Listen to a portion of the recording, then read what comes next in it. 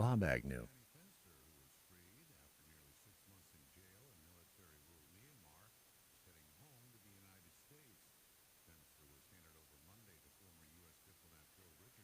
Well, I bet he's glad to be out of there. Who's that? The journalist that was being held in Myanmar. Who's the old guy with the white beard? You? I don't Son know. of a... Lisa. Man. Robert.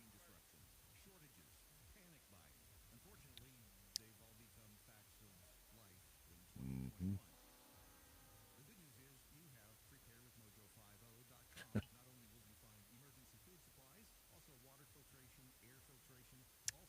The Department of Health in Houston is going door to door. You know something? Yeah.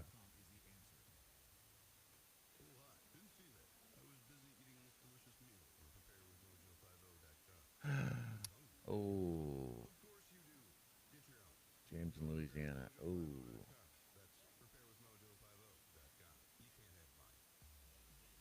Wow. Huh? Right. Another category. Night's Daily Jokes. As if it is. Not yet. Oh. It is Tata's Tuesday, is it not? C.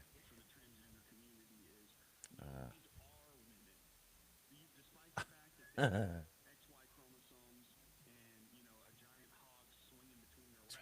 Giant hog.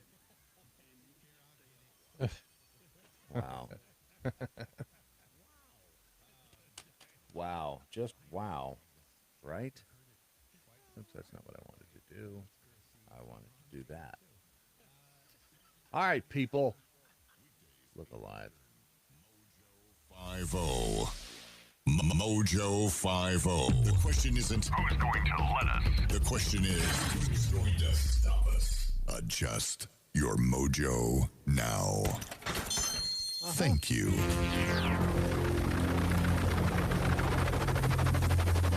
The mothership has landed. Brad Staggs. A mighty Mojo 50. Well, I'm not sure if it's the way most people would celebrate their conservatorship being ended.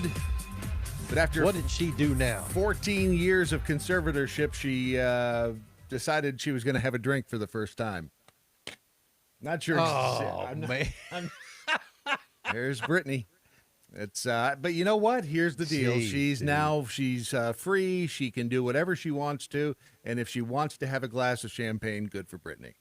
As long as she doesn't end up, with a shaved head again, running from the press in the middle of the night. But Which is finally, entirely possible. yeah, finally, free Britney is a reality, and I think that's a good thing.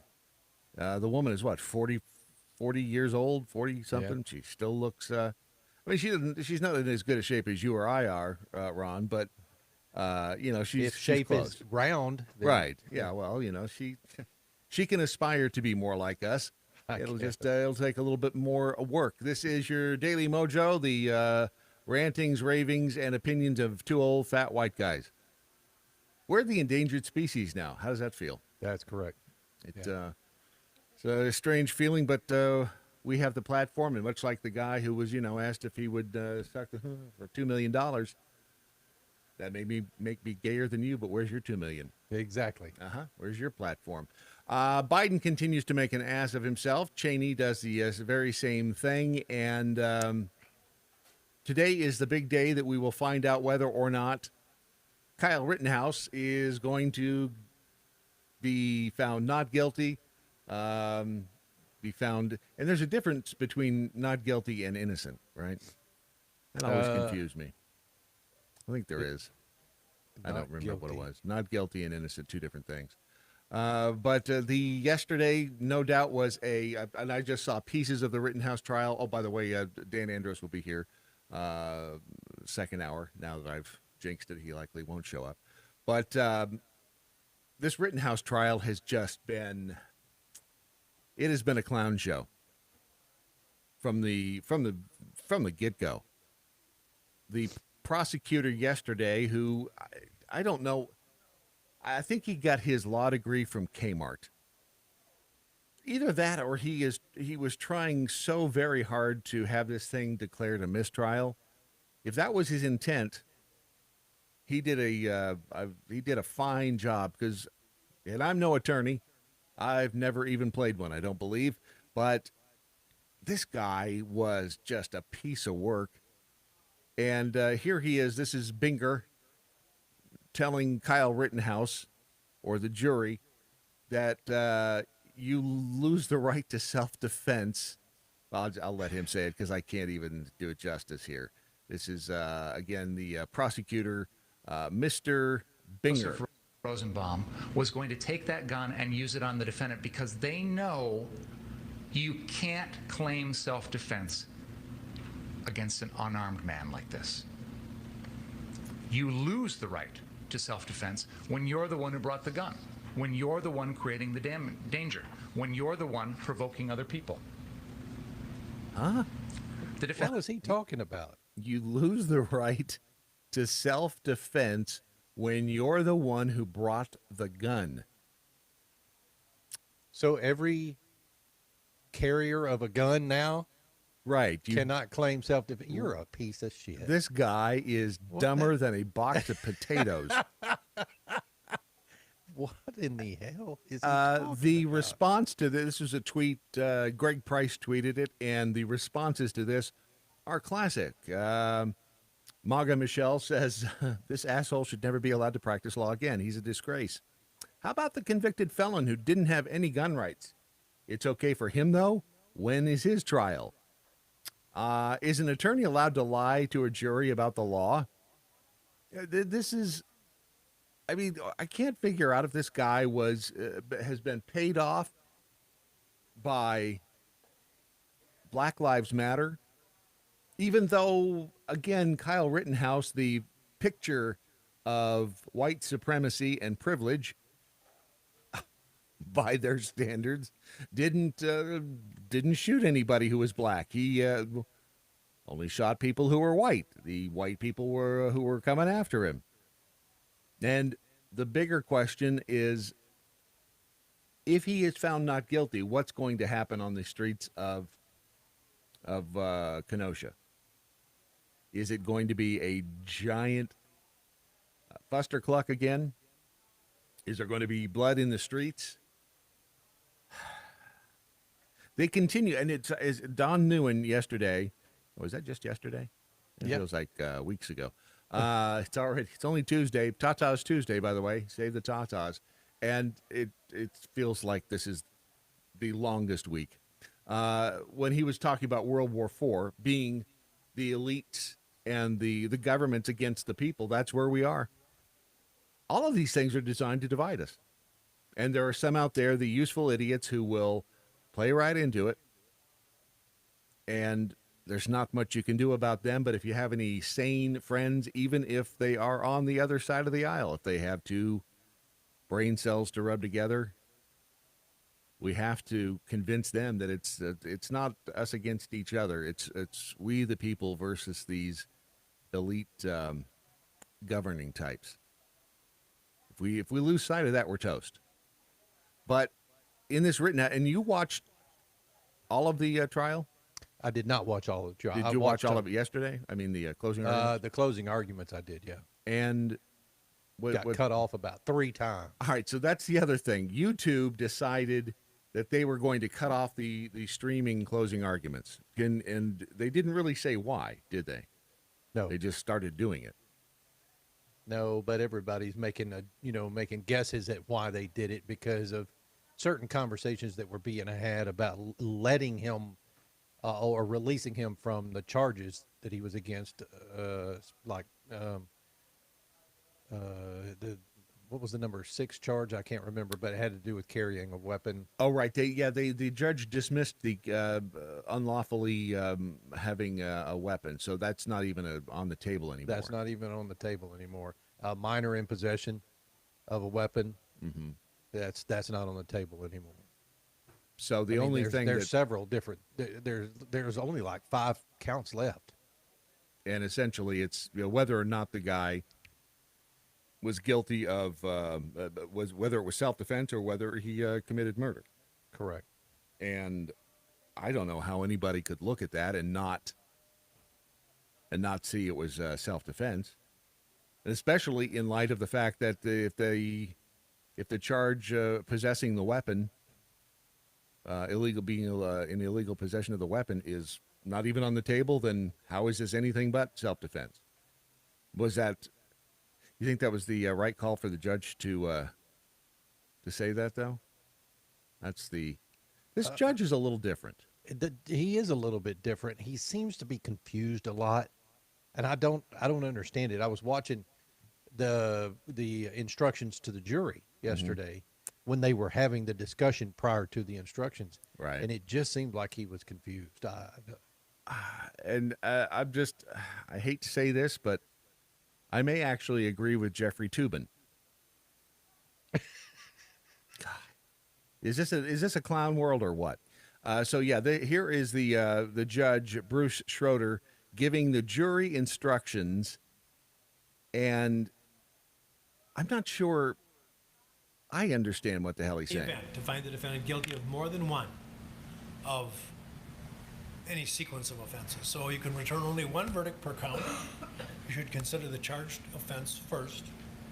If you find unanimously that the defendant is guilty of the highest degree of crime, you need not consider lesser included offenses. If you decide unanimously the defendant did not commit the greater crime and was acting lawfully in self-defense,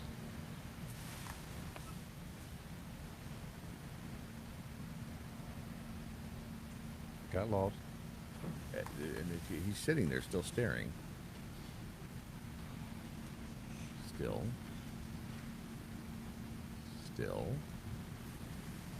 I've got myself into a mid-sentence and I don't like it.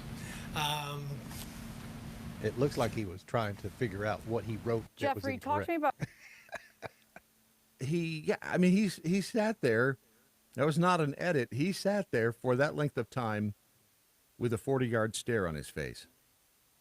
And then Toobin comes in and says... What we have been hearing, clearly the judge is caught in the middle of something that he was mid-sentence and stopped himself.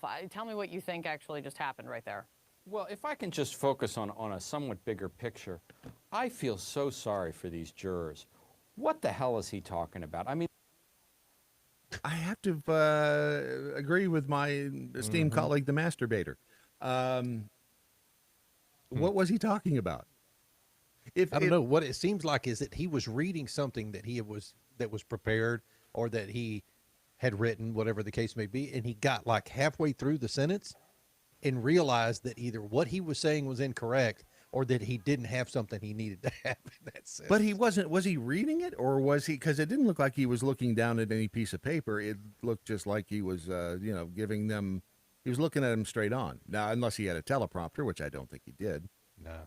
But it just, I'm forced to agree with Toobin, old Tubi, because I'm not really sure. And if you are a juror on that, but as a juror though, don't you just go back into the jury room and say, all right, we just got to, is the guy guilty of murder or was it self-defense? I didn't, from what I saw of the trial, and I think most of it was out there. I mean, most of it, 99% of it was live streamed, wasn't it? I think so. So it's not one of those situations where, well, we weren't in the courtroom, we didn't see what the jury saw, didn't hear what the jury heard. We pretty much did, right up until the prosecutor there put his hand on the gun, it pointed it at people, and put his finger on the trigger. He should go work with Alec Baldwin, apparently. I mean, this guy's a mess. It doesn't look like it's anything but self-defense.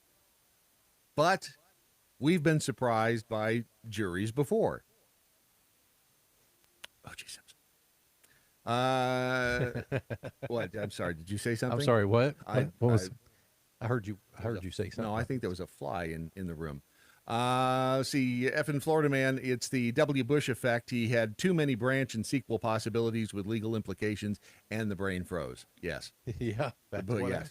that's exactly it. Use the hashtag. It seems like it's been doing that though. Yeah. It's use the hashtag what I learned today. You can tag us in at Real Ron Phillips, Real Brad Staggs. And DMXDM hits it on the head. Tubin is an expert on wacky guys. Takes one to know one. Doesn't it, though? Who is, let's see, and it is being Tata's Tuesday. Mm-hmm. Yeah, see, the unfortunate thing is we have no way of showing you these right now. The technology is still holding us back just a smidge. And see, Mojo Jedi. This is a great meme. It is Banger, Bonger, whatever the guy's name is, the prosecutor, holding the AR with his finger on the trigger, and the caption, "Tell me you're stupid without telling me you're stupid." That's it. This guy is a mess. Unless there was a jurist paid off or threatened, because there were early on we had reports of BLM intimidating jurors, Right. and taking pictures of the jury, and whoever said that there are going to be riots regardless of the verdict is right. Because that's what they do. Beaver 73, if Kyle is found not guilty, there's going to be a huge discount on all your holiday shopping in Kenosha. That's the truth. And Toby McAvoy says YouTube may have shut off the stream to ensure that the peaceful protests don't start too early. Perhaps not all of the paid protesters have arrived yet. Yeah, and they haven't had time to place the bricks, the pallets full of bricks. They're not in place yet, nor is the. I'm curious as to what the Wisconsin National Guard are doing right this moment. Putting Are they on already dispersed throughout putting on the their city? bulletproof vests, no doubt. Yeah. I would think. Do you think we'll have a verdict this afternoon or Oh, yeah. today? Yep. As a matter of fact, they were sent off to start deliberations last night, yeah. or did they just adjourn and they start deliberations today? Because I think it's going to be a very short deliberation. really? period. Yeah, I do. Do you? Okay. I do. Kenny over in the Facebook chat room, not ignoring y'all. What's up? And Debbie as well. So, and Debbie says douche.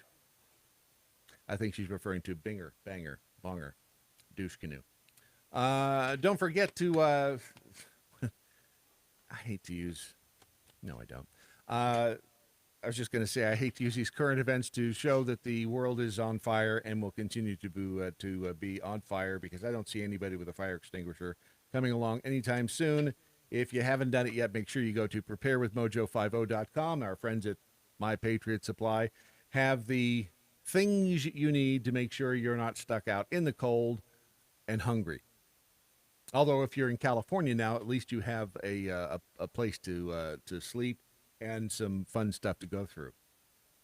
All the homeless apparently in the Long Beach and L.A. Port area are camping out in the shipping containers that have been parked along the street. So you see, they serve double duty. Wouldn't that be kind of fun to just to get in one of those containers and figure out, just to see what they've got stuffed in them? Because it's like Christmas. There's a lot of stuff sitting in the ocean out there right now. Yeah, on ships. On ships. But they've parked a lot of these containers on side streets, in parking lots, pretty much wherever they can find space to park a truck with a container on it. And I don't know how the homeless folks are getting in. Well, obviously they have access to bolt cutters, but they're getting inside there, and could be some, as the judge in the Rittenhouse trial said, it could be some of that Asian food on in some of those containers. And CNN, that's so offensive and it's racist. How is it racist? He made a joke. Because He tied current events in. Because they use the words, it's racist. That's the only way. Oh. I mean, Wow. racism, the word racism doesn't carry the same weight it used to. Are you suggesting that They're throwing it around now for every little thing that's going on, and maybe that's their purpose. Maybe their purpose is to do away with, Common sense? to take themselves out of the limelight. Well, and it's ironic that Don Lemon, would say that it's racist to say that, and he's actually, an accused rapist. Yeah. Although I'm still not sure that this is rape. It's just kind of disgusting, but it's I don't know if it's rape or not. Let's see here. The folks in the homeless, they are, and Chad Prather, I guess, did a show on this. The homeless out there in California, they're finding their way into these shipping containers, which our very own director of global security now, he's got those 4 on his property and has poured the concrete. It's going to be an incredible. Maybe that's what they're doing. Maybe the homeless are out there looking. I've seen those pictures. How's he going to make a shot? Is he going to Put a roof cover over the it. center of that? Yeah. Over the top? Okay. Yeah, I mean, it's going to be a huge shop. It's going to be a huge. It's like 20 and 30, 40. It's like 40 feet across and 60 feet end to end. Yeah. That's a big shop. And those shipping containers aren't getting any cheaper. They are, the price keeps going up because obviously the supply is going down because they can't get these things. They can't get them delivered. But it's okay because Pete Buttigieg is on the job. He's going to make sure that everything is, by Christmas, we're going to have everything we need. This is Biden's America. Everything is ass backwards. It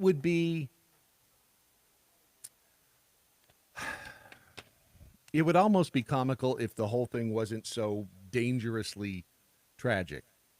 If we weren't seeing our country slip away, this guy is a joke.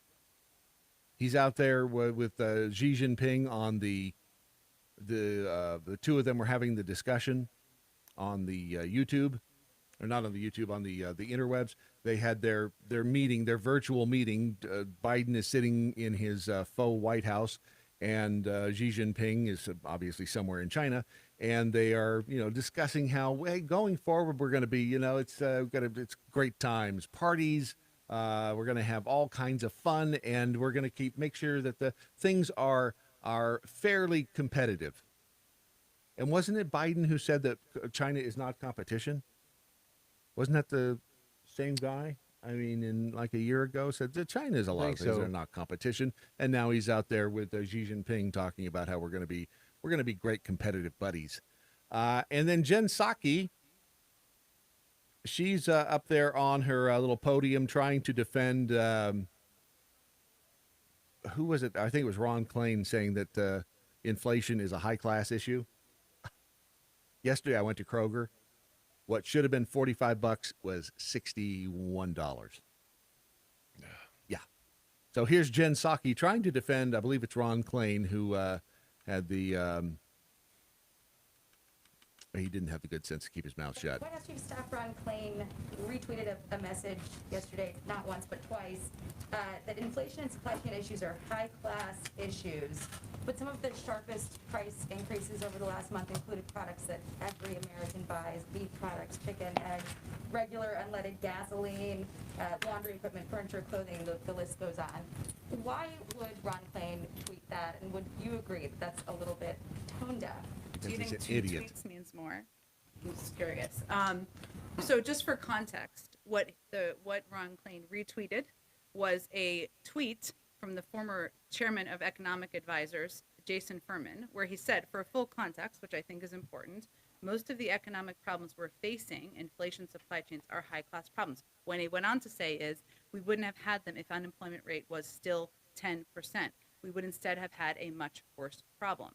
So I think the point here is, well, there are some critics who are saying what some of these critics are saying is we don't know if they're saying that what they thought was great was when the unemployment rate was double what it is today. Wait, what? What'd she say? Has it ever been? Did she go to the Binger Banger Bonger School and Judge Bruce Schroeder School of Communication? I mean, I know you believe you understand what you think I said, but I'm not sure you realize that what you heard is not what I meant. That's Jen Psaki lately. I think the COVID got to her brain. Or when people were locked in their homes and therefore gas prices were lower. We're at this point because the unemployment rate has come down and been cut in half, because people are buying more goods, because people are traveling, and because demand is up. You got to give them credit. They're trying their damnedest to make this all sound like it's a good thing. Hey, inflation's good because it means people are out there buying. And quite frankly, remember, they're the same people who said, you've got money that you saved up during the whole pandemic, so climb off your pile of cash and get out there and use it. That's what they... It's called When Life Gives You Lemons in the White House, Make Lemonade. There is some disturbing news out. Oh, by the way, have you heard of hogging? Only in the promo between me and you and Brandon. Well, oh, no, that was giant swinging hog. Yeah, Sorry. that's a giant swinging hog. No, hogging is it's. I don't know if you've ever done it or not, Ron, but we'll get to that here in just. Is that where you're flying around in the helicopter shooting? No, Okay, that's not it at all. Okay. But also the new book by Robert F. Kennedy Jr. comes out today, The Real Anthony Fauci. And if you haven't had a chance to at least read a snippet from that book, it is terrifying. I just saw a clip on Twitter this morning. Was an interview with Ted Koppel, who's getting old, by the way. Yes, he is. Aren't we all? Where he talked about freedom, individual freedoms. Mm-hmm. Fauci and his yes. Hell no. We've got that clip coming up, and something that I didn't realize that this was actually a federal regulation regarding or from the FDA. When you hear what it says in this regulation, this is from the Federal Register in 1984, and it's still in effect. Wait until you hear what it has to say about vaccines. It's pretty freaky, and it would explain a lot of what's been going on. We'll do that here in a second in your Daily Mojo.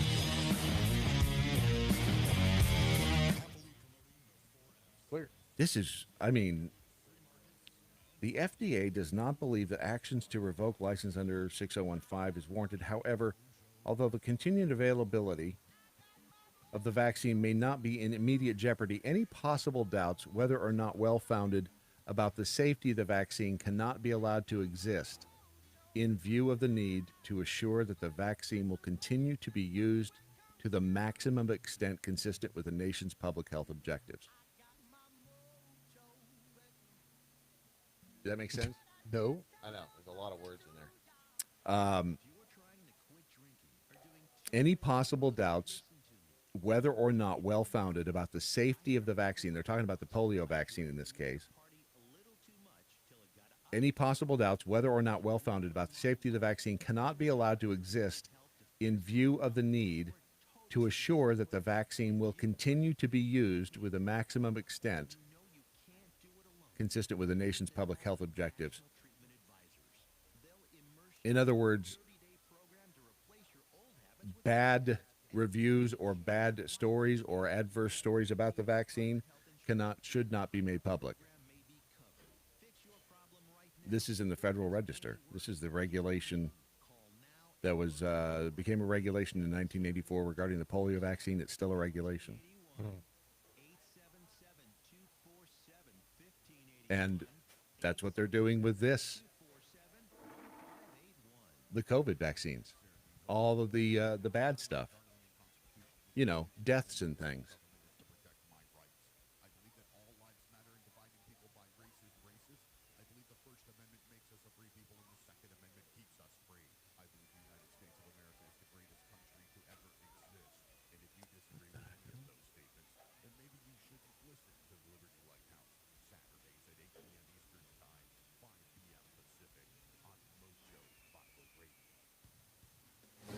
The Daily Mojo. All right, over on the Twitters here, Pickled Squirrel says, so you're going to depress everyone like you did to me? So, Pickled Squirrel was in town yesterday for a Prather event and spent a little time with her. And after said, aren't you glad you decided to come out. It was because we were talking about all of the crap show that is pretty much everything today. I mean, when it comes to mandates and the vaccine and COVID and everything else, the general state of being is kind of a bummer. I mean, we're seeing some signs of hope, but for the most part, I'm looking at effing Florida man's definition of Hogging, and yeah, he's right. Everything out there is it's terrifying. It really is. I mean, we've never been in this, I don't think, been in this big a crisis, and it sucks to have to think about it, but if we don't think about it, if we don't keep pushing forward, no one else is going to do this for us. Nobody wants to have to focus on this crap. I guarantee you, I don't want to. I don't want to really even think about it. But if we don't think about it and proactively at least push back against it, we're hosed even worse. And I don't want that either. And I don't think anybody else does. As I said to one Doc Thompson a couple of years back. Let's see. Wow, that'd be... Can you say couple right now? No, I guess not. That'd be a few years back. A few years, son of a... So, yeah, as he's sitting on the couch, and things were crazy then. I think it was late 2018, and I said, just remember, we only have 2 or 3 more decades to have to put up with this crap. Guess what? You and I are left. We only have a few decades to put up with this crap. This is Dr. Fauci discussing your liberty. I believe this is this may be from the Koppel interview here. Well, one of the things that to me was most difficult to accept is that we put together a good plan for how we were going to try and dampen down the spread of infection early on, thinking that that was accepted by everybody. And then the next day, the president saying, free Michigan, free Virginia. I didn't quite understand what the purpose of that was, except to put this misplaced perception about people's individual right to make a decision that supersedes the societal safety. That, to me, is one of the things that I think went awry in all of this. Did you ever raise that with President Trump? You know, I didn't have the opportunity to raise it. I was sort of like shocked, and then I didn't speak to him for some time after that. But in other words, he didn't say anything to him about it, which is effectively what he just said. But Fauci is sly like a fox. It was at that point that I realized that I would have to just get out there myself and say things that clearly were going to be contradictory. I'm not totally sure what the president was referring to, that it was much worse than we're saying it was, that it's not going to go away tomorrow. It's not going to disappear like magic. Because, you know, this virus is... And here's the thing about Fauci. He is a little dictator. I would go so far to say as if a tenth of the things about this guy that are raised in this new book by Robert F. Kennedy Jr., and Robert F. Kennedy Jr. is admittedly, he's an anti-vaxxer. People have called him crazy. But this new book that is out is filled with footnotes. It's filled with research. It's filled with references. So it's not like he's just making these things up out of whole cloth. Which, by the way, have you heard that term before? You know, they made it up out of whole cloth. No, I was just about to ask you about it. Well, I always Whole heard cloth? Whole cloth. My dad always used to say that. Yeah. Whole cloth. I don't know if that's cloth with a hole in it, or it's burlap, or if it's cloth that you put over a hole. But whole cloth is apparently something that you make up lies with. In any event, whole cloth. Whole cloth. Now I don't know if it's whole as in WHOLE or just HOLE cloth. Oh, pure fabrication or fiction. Whole cloth. Whole cloth. A newly made textile which has not yet been cut. So, he also used to say, that's been around since Hector was a pup. Yeah, I didn't get that one either. You know, old people, they say things. But Fauci and his he doesn't obviously give a crap about your individual rights, your civil rights, your right to choose. He is a little dictator. And again, if a tenth of these things in this book are true, he is nothing short of a monster. I mean, and truly a monster. I mean, Nazi experiments on people. Will monster. he not go down? This is a question. Will he not go down into the same historical places that Joseph Mengele was? I would, if this stuff is true. We saw what he has done to the Beagles in those trials. There are suggestions that he would get kids out of the foster society, the foster homes, or the foster care in New York City, and use them as basically test subjects. Because nobody's gonna miss them. It's in the book. There are what? Mm-hmm. So, yeah, I'm just saying this book is pretty intense. Now, this is back in '84, and this was the polio vaccine. And remember, this guy has been in charge of NIAID, and he's our highest paid employee in the federal government. He has control of the money that goes out to all of these institutions that we continue to hear about COVID and the vaccine, from Johns Hopkins to the Mayo Clinic. You follow the money and you'll see how much each of these institutions gets, with Johns Hopkins getting somewhere close to $750 million. Because you wonder, why are all these institutions coming out and saying they're in support of the vaccine, if in fact the vaccine has some nasty side effects? Not saying that it does, not saying that it doesn't. Wonder if that'll fly. Probably. That'll keep us from getting them. Yeah. Just saying, it's been reported that there might be some problems with it here and there. And again, not anti-vax, but anti-mandate. And if you want to get the vaccine, go for it. I look at it as kind of our job here to look at the broader conversation and see what's floating around out there. But this is from the Federal Register back in 1984, dated June 1st, 1984, Rules and Regulations, Federal Register, Volume 49, number 107. And they're talking about the polio vaccine, and they're discussing whether or not in this regulation, or this regulation sets forth the rule that you can't be out there spreading stories of the bad side effects of the vaccine, which is kind of strange. This is 601. FDA does not believe that action to revoke the license under Regulation 601.5 is warranted.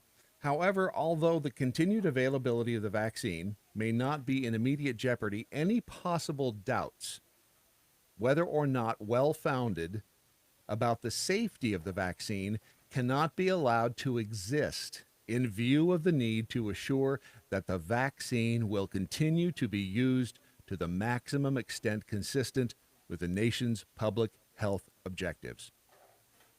Now, again, this is about the polio vaccine, but I think this is kind of the guideline under which they are, pushing the COVID vaccine. So again, however, although the continued availability of the vaccine may not be in immediate jeopardy, any possible doubts, whether or not well-founded, about the safety of the vaccine cannot be allowed to exist in view of the need to assure that the vaccine will continue to be used to the maximum extent consistent with the nation's public health objectives. From the FDA. So if that is their theory, if that's their general philosophy, it's not surprising that they're not letting, or they're trying to quash every time they, you hear of a death, whether or not it's related to the vaccine. That's why they're shutting all this stuff down. And remember the covidblog.com. That is a terrifying site that lists all of the people who have been had the vaccine and either been maimed or died. Let's see another story here. Petra Meyer. She is a 46-year-old, and this just came out today. Excuse me, yesterday. 46-year-old National Public Radio book editor died suddenly from blood clots. Longtime National Public Radio editor is dead. Mainstream media continue the agenda of normalizing sudden death of relatively young, healthy people. We are seeing that before. And who was it? Squish? I can never remember his damn name. On the Twitters. Yeah. Squamish, Squish, Squiddy, Squitch, Squatter. In any event, he said, go out there. Google died suddenly or died unexpectedly. And it is kind of weird, the number of results you get back. She began her career at NPR in 1994. She's essentially worked for the organization ever since. She died suddenly at Holy Cross Hospital this past Saturday. Of course, we know, and this is again at the covidblog.com, of course, we know that died suddenly and died unexpectedly are mainstream media code phrases for post-injection deaths. Died suddenly and died what? Unexpectedly. Unexpectedly. Okay. Yeah, that's true. I mean, we've seen this time and time again. Another guy, Shrab Luchmedil, 52-year-old Canadian cardiologist, tells the non-vaxxed, "I won't cry at your funeral." He's dead 2 weeks after his third booster mRNA injection. Yep. Richard Rowe, 41-year-old former congressional candidate, tells anti-vaxxers, "I don't give a shit what happens to you." Dead 7 weeks after his second Pfizer mRNA vax. Valerie Milford, a 20-year-old Australian woman, develops pericarditis, essentially paralyzed 3 days after her first Pfizer mRNA injection. Are these all just coincidences? I guess when you have a world full of, how many billion people? 4? Well, you're taking a handful of people out of 4 billion or 7, whatever the hell the population is now. There's a lot of us. Yeah. There are a lot of us. And let's say you have a tiny, tiny percentage. Yeah, which, it sounds like a small percentage until you find yourself or one of your loved ones inside that little percentage. 16-year-old Minnesota girl develops gruesome vaginal ulcers 6 days after Pfizer mRNA injection. Yeesh. Chantel Urin, a 37-year-old Western Australia police officer, suffers Bell's palsy, ruptured aneurysm, stroke after 2 weeks after Pfizer mRNA injection. Are these all coinky-dinks? And again, remember, at some point you have to use the common sense approach, although that does seem like it's less and less applied. Yep. But is it a coincidence? Or the fact that they, like with OSHA, they're not requiring employers to report injuries on the job from people who have been injured by the vaccine. Why would they not want that information? Because that would add to the bad news part. They don't want to know about the people who have been injured. They suspended that rule, remember, because they were going to go in through the OSHA, the workaround, but OSHA suspended that rule until March 2022. Said you don't have to worry about reporting vaccine injuries in the workplace. Why would they do that? I mean, what would be the purpose other than we don't want to know? When at the same time, they also will pay for your COVID test to find out if you have COVID. So they want to know how many people are unvaxxed and getting COVID but they don't want to know about the vaxxed being injured by the vaccine. I don't know. It almost seems like they have an agenda. It's just weird. It's all very weird. And again, these statistics, as we all know, is it 98% of all statistics are made up by those with an agenda? So they can manipulate these numbers in a bazillion different ways. Bazillion is a lot, isn't it? Is that more than a trillion? I think it is. Here's another one. 3 Ohio judges die unexpectedly in 9-day span after vax mandate in Cuyahoga County. Wow. That's pretty crazy. This is October 28th. Naomi Pierre Dubuisson, 48-year-old Florida event planner, dead days after first mRNA vaccination. And the list goes on and on and on. I just don't see how that's a coincidence of any sort. Now, interestingly enough, because Ron Klain, the guy that the chief of staff for Biden, remember that was who Jen Psaki was defending in his when he was tweeting out about the inflation being a high class problem. Remember, he retweeted the tweet from was one of the MSNBC's hosts about the OSHA regulation, right, and being the ultimate workaround, and he retweeted it. And the circuit court judge says that his retweet amounted to an endorsement.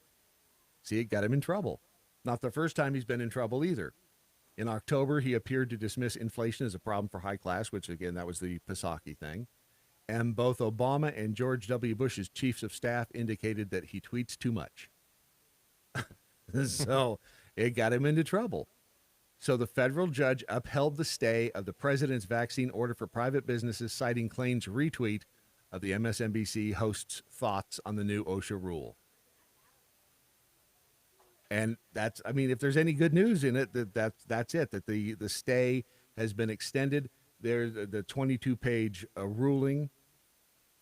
We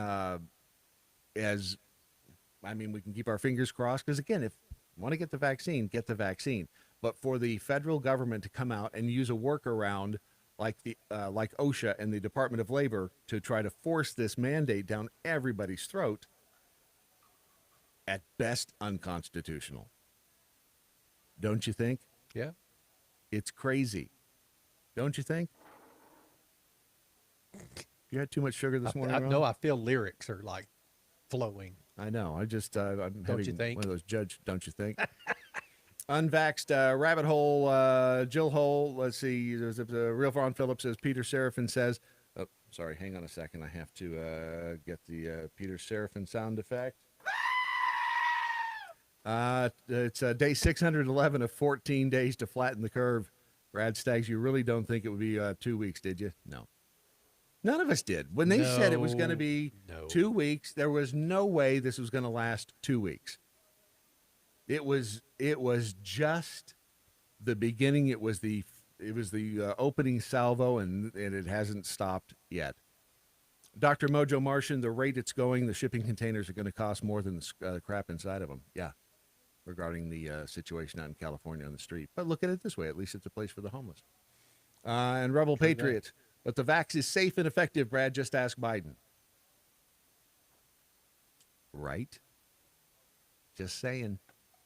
You know what you won't find on any of those shipping containers sitting on the streets of Long Beach in L.A.? What? You know what you won't find? You will not find any of the fine pieces of art that you will find at Romika Designs. You know why you won't find them there? You might find some of the stuff we used to make that art at Romika Designs. Maybe. Depends on what it is. Maybe. But you won't find the finished pieces. That's correct. The beauty that is Romika Designs, you will not find that on any of those shipping containers, because they come from the mind and the hands of Ron and the brilliant woman behind Ron. There's two brilliant women behind me over here, but that's That's just because I'm standing out front taking all the jabs. Hey, Misty and Kate, they do a great job. They're the ones that take care of making sure it all looks good after I cut it. However, I will tell you, I wanted to pass along a very, very large amount of appreciation and gratitude to those that have been ordering over the last couple of weeks. I'm working very hard to get these orders out of here, but keep them coming, and we appreciate it very much. We're going to be adding some new things to the site, hopefully this afternoon. Some of the things that you saw, if you zoomed in on our last, on the pictures from our last fair, which was this past Saturday, then you saw stuff on the table that I haven't put on the website yet. And so people have already been commenting on that. So we'll get that stuff up so they can put it in their stocking for Christmas. Stuff your own stocking, pal. Yep. All kinds of things. So if it's for you or somebody that you deeply care about, somebody on your, somebody who is maybe spends a lot of time in the toilet or on the toilet. There is that. Get them the would poop here again sign. Because, stay classy, San Diego. It's all at Romika Designs, romikadesigns.com. Mojo. ROMIKADESIN.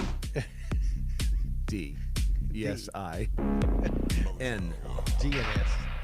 Yes, all that. Thank you, Wilson. See again, chat room. I want tacos now. The natives are getting restless. Is that racist? I want tacos now. I want tacos now. Wait, what? Remember, Rants with Izzo is giving out swag to all who send Ron a season's eating pic. Do you want to know what that means? Maybe. So he's told everybody now to send me a pic of them hanging the Mojo 50 ornament off their balls. And take the image, take the picture from behind. And I'm like, please don't send me those email pics. No. Send them to Ron at mojo50.com. God dang it. No, because had I known, I would have been promoting that a whole lot sooner. Oh, me think thou doth protest too much. Shimmy. I'm just going to forward them straight to you. Okay. Well, that's fine. Just how often I check my email. In that case, you can send them to info@mojo50.com. I don't there think you I get go. those either. Timothy says, I think Binger got his law license from a Cracker Jack box. Yeah, I can't figure out if he's dumb or if he's crafty. Because if he's crafty, then, I mean, or is he dumb and he thinks he's crafty? See, because that's the worst kind. All right, so this is over at BuzzFeed. Hogging is a horrifying sex competition that some fraternities engage in, and people are finally talking about it. I didn't realize it was one of those things that was, being whispered about but not brought to the forefront. So, according to the Urban Dictionary, it's a competition between a group of men that involves going to a bar or a frat house party. You go with the intention of hooking up with the fattest girl at the party. And the guy who bags the fattest girl wins. Okay.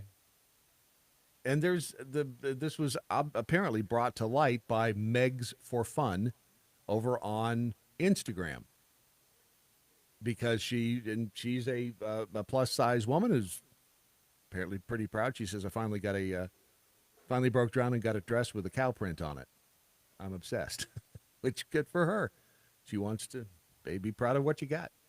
But this is I guess, is this a real thing? I mean, I know it's a real thing, but is this like an epidemic across the country?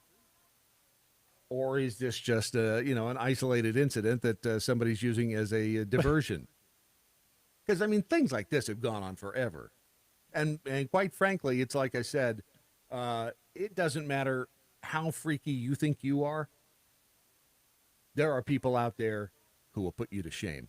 Oh, yeah. It doesn't matter. See, when what I can you tell think a is story that starts off with, I got so drunk once. Right. Oh, my God. So this is actually kind of just a sad state of affairs with If this it's true. hogging thing. If it's true. But I mean, have you ever heard of it before? No, I had never either. I've been on the planet for a while. I've never heard of this. I may have gotten so drunk once That may be why you've never heard of it. that I almost took home a very large woman. I may have done that. But then I got so drunk that I ended up puking in her lap. So I'm not gonna. That's a whole different discussion. She ended up not going home with me. But What? After you threw up in her lap? I was 18, 19 years old, and that was in East Grand Forks, Minnesota. You could drink at 18 then. So, yeah, I was okay. Anyhow, no, keep going. I'll get you in bigger trouble. You need it. My wife already knows this story. Mm-hmm. I tell this story at parties because this one is the one. There may have been a time or two when, you get up the next day and you're like, who left these here on I the floor? puked in an Uber when I got drunk once. That was bad. That, by the way, is the name of Ron Phillips' autobiography. I puked in an Uber. And please welcome him to the program. I just don't, I've never, which is not to say this doesn't exist, but this Megan Mapes, goes by Megs for Fun on TikTok, explained in her viral video, which now has nearly 1.5 million views on TikTok. Sometimes they will then, in the completion of, whether have the entire group of men come barging in on the room, and they'll start oinking and harassing the woman until she leaves that space. I have never, ever heard of this. And everybody's rightly, the people are horrified by this. This makes me extraordinarily angry. These are all men, by the way. Yeah. This makes me extraordinarily angry. I can't believe people do this. Monsters. Well, see, that's just it. I've never heard of it. That doesn't mean it hasn't happened, but could I believe people do it? Sure. People, if you didn't know this, Ron, people will disappoint you. Did you know that? Every day. I mean, Yeah. I've heard the rumors, but I just, Yep. that's why I never meet your heroes. She says this is a thing that's been happening at colleges across the country. Wait a minute. So when they're not whining about, having racist graffiti painted on the side of the buildings, this is what they're doing? Mm-hmm. I guess not everybody can be complaining about racism and math being racist. Yet, why does it seem like nobody really knows that this exists, she asked. BuzzFeed spoke with Megan, a plus-size fashion and body positivity activist, to learn more about the subject. A body positivity activist. How much that pays? Because, Ron, I think there might be a future in that for us. We can be body positivity activists. I'm putting that on my business card. That's not a BPA. I'm good with that. The maps thing, however, if you thought this was disturbing, wait until you hear about this guy. Ugh, I think he's a guy. Coming up. Clear. I've never, ever heard of that. Now, there was a time... I think I've probably seen something like that on a movie once, but I've never heard of it in real life. I think somebody just wants some attention.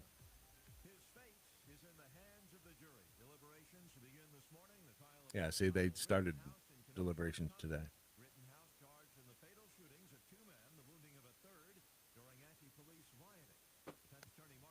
Old bicepless. Yep.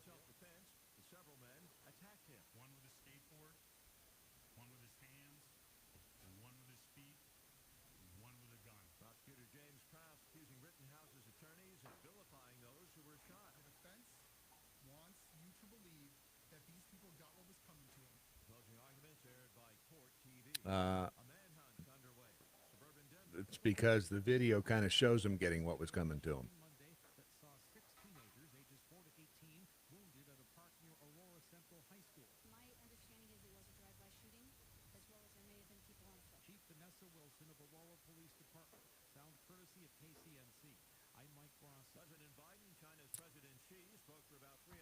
Please welcome Janetta Williams, member of the local steelworkers, 1025. 1025. Welcome to the White House. historic day. I am so honored. What in the and hell? happy to be here and elated to see President Biden, Vice President Harris, members of the cabinet, and members of the Congress. I don't know why that was funny, but it was. I think it was just the way she said it. Is this not a great The day sacker at the to grocery store. The plumber Jeez. down the street. Okay, here we go.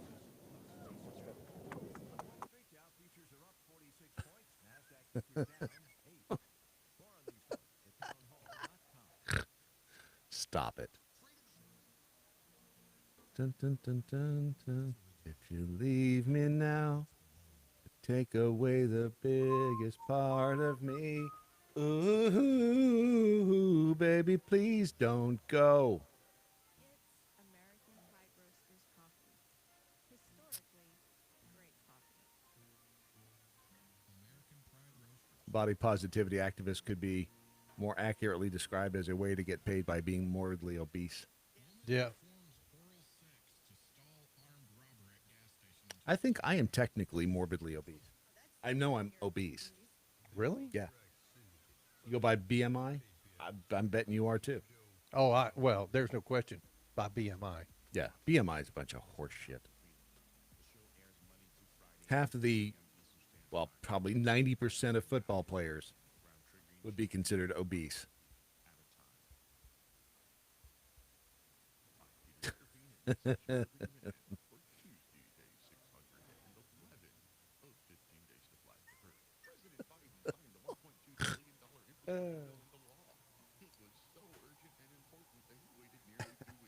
Bad decisions, great story.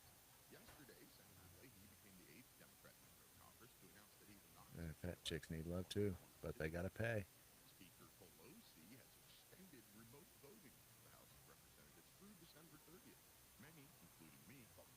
Oh, But they gotta pay. What the hell? all right.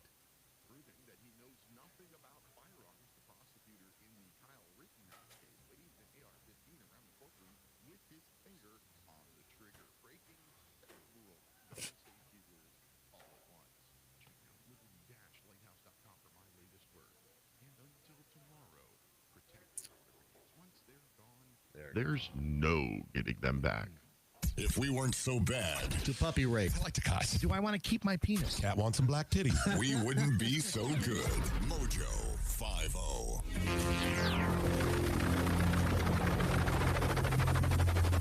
The mothership has landed. Don't forget, you can get your very own hashtag FJB t-shirt at mojo50.com. It's, what is it, like 21 bucks?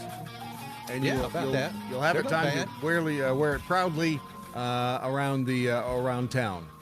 I was talking with somebody the other day. They were like, "Yeah, I don't know if I could wear that out." Oh no, it's you know, if somebody gets hostile towards you, and what are you? I can't believe you're wearing that shirt, and you just say, "What's wrong with the Flying Justice Brothers?" I think they have a great sound, Yeah. and then you see it makes them feel stupid. But like it says up underneath on the front of the T-shirt, IYKYK, which of course means if you know, you know. That's right. It's at mojo50.com. 6% CCA Podway. My book will be titled Bad Decisions, Great Stories, and it'll contain stories such as being so drunk you threw up in a girl's lap or you became a Disney princess. Yeah. Let's go, Brandon. Let's go, Brandon. Years later, real Ron Phillips date tells about this guy she almost went home with until he leaned over and hurled on my lap. You know, it's not a party until you've hurled on Somebody's got lap. some hellacious stories from my time in the military. There's no question about that. Yeah, I was, to this day, I was in Debbie Wyckoff's car. She had a little, and Debbie Wyckoff, tall drink of water, too. And she was dropping me off with another friend, and Debbie and I had gone out that night. And Debbie was driving, and she pulled up in front of the house, and Brad was a little inebriated, and which is why Brad wasn't driving. And Brad finds the door handle the first time that he, has to throw up. The second time, however, he has a little trouble finding the door handle. I don't know that Debbie Wyckoff ever forgave me for throwing up in the floorboard of her really nice MG midget. But Deb, if you're listening, I still feel bad about that. I really do. Naturally immune stealth jackhole, who has a fabulous new picture, avatar, whatever you call it, profile pic. It's that librarian thing going on. What I learned today, hogging is definitely a thing. Really? And how do you know? It's sad. Yeah. Asking for a friend. All right, so see if you can name. This is our mystery sound. See if you can name or identify our mystery sound here. Sorry, Vice President, please. All right. Mystery sound. Can you name it? Here we go. A little bit more. Can you name it? That's the sound. If you said that is the sound of our country going bankrupt, you are absolutely right. That's the president signing into law the bipartisan infrastructure deal. Bravo. Yes, bravo. No one has been able to FNORC this country more than you have. Thank you to the president, who cannot manage to, even when you're signing a bill like this, cannot manage to, for whatever reason, sign it with 15 pens. Every other president, have they not, have been able to take, one pen, do a letter. You can't get Joe Biden to, he just signs with one pen and whatever. I think it's because he'll lose his place if he takes, the Joe. What is really the purpose behind signing with 15 pens? So they can hand them out to every people. member of, yes. I mean, what the hell? Yeah, so that you can commemorate the bankruptcy of America with this commemorative pen. Remember when Pelosi did that for the articles of impeachment? Generally, and I guess historically, you don't do that on something like, something as somber as articles of impeachment, but she did it too. She is such a piece of crap. I can't even begin to tell you. So this is, hold on a second. Premature vocalization. These are the cabinet secretaries. These are your employees, my employees, boasting of how wonderful this here bipartisan infrastructure. And when I say bipartisan, I mean those hacks that those rhino pieces of crap that actually sided with the Democrats. President Biden just signed the bipartisan infrastructure bill into law. This is a monumental step forward for our nation. We're going to bring high-speed, affordable, and reliable broadband to 100% of Americans. Wait, why is that even? Why are we paying to? When is that a function of the federal government? To bring high-speed internet to 100% of Americans. What? Show me where that is. We're going to replace lead pipes all across America and clean up long-standing pollution. Is that the responsibility of the federal government? We're going to create good-paying jobs with historic investments in passenger rail, roads and bridges, and public transit. Is it the job of the federal government to create good-paying jobs? No. We are going to invest in the climate resilience and address the disproportionate burden that so many vulnerable communities face when it comes to the climate crisis. Is that the role of the federal government? No. To address the climate crisis? We're going to build out the clean energy sector. Is that the role of the federal government? To build out the energy sector to combat climate change. Is that what the federal government is there to do? Asking for a friend. And to save American families money. Is that the role of the federal government? If you want to learn more, go to whitehouse.gov. Or just bend over and grab your ankles, because that'll pretty much tell the whole story. $1.5 trillion in what is not a bipartisan infrastructure deal. It is a partisan. It's grand theft. That's all it is. That's all it is. It is. Did we pull out of this now? I don't know. I mean, do we ever get? Can we pull up before hitting the mountain? I don't know. The alarms are going off. Pull up. Pull up. Terrain. I don't know. This is. I don't know that we can. If they get much farther down the track, I'm really not sure. And I'm skeptical at best right now. I mean, we have to fight it, but I'm not sure we can. I don't mean to be the bearer of bad news or poop on your parade, but they have done an incredible amount of damage in an incredibly short period of time. So if nothing else, they're good at their job. By the way, before the end of the program, because I'm not going to leave on a downer note today. We're not going to do that. We are going to end with 5 off-the-wall things that turn men on. Huh? Only 5? Okay. Just 5 things. Oh boy. Wait until you hear number 1. Freaky. You think you're freaky? No, you're not freaky. Oh, there's no question I'm not freaky. We all know that. I think you're freaky. We all know. You got this feet thing going. I hate feet. Ugh. Ugh. I mean, no. I mean, there are certain people in this world I think that could, entice me. I mean, take one for the team. Freaky is scorpions popping up from underground. Nope. Freaky is 500 people getting stung in Egypt with the rains that I guess pounded that area. Days of hail, rainfall, and flooding in the region displaced scorpions from their burrows, swept them into close contact with people, according to the Egypt-based news organization Mada, as opposed to the news organization Fada. See what I did there? Hello, Mada. Hello, Fada. Hello, Fada. Which, again, is Leonard Skinner's name origin. The storms also destroyed buildings, washed out roads, uprooted trees, cut off electricity in parts of Aswan, according to Mada. Hundreds of those who were stung by these scorpions who popped up out of the ground because of all this rain. Hundreds had to go to the hospital. 3 of the people died. Can you imagine? I mean, have you ever seen a scorpion? I've seen one. In person? In Scorpion? Yes, believe it or not, at the zoo. I live in Texas, and I've not seen a live scorpion on the ground at all. They are nasty little bastards. We used to, at the Colorado River, when we would camp at Willow Beach, which now I think is miles from the shore of the river, the bathrooms were the cinder block bathrooms. Oh, yeah. And so in the afternoon, or in close to evening, the scorpions would all climb onto the side of the bathrooms. They would all climb up onto the cinder. So the whole... Because it was warm or something? Yeah. So the whole side of the cinder block building would be covered with scorpions. Ugh. Nasty little... all right, let's get into this.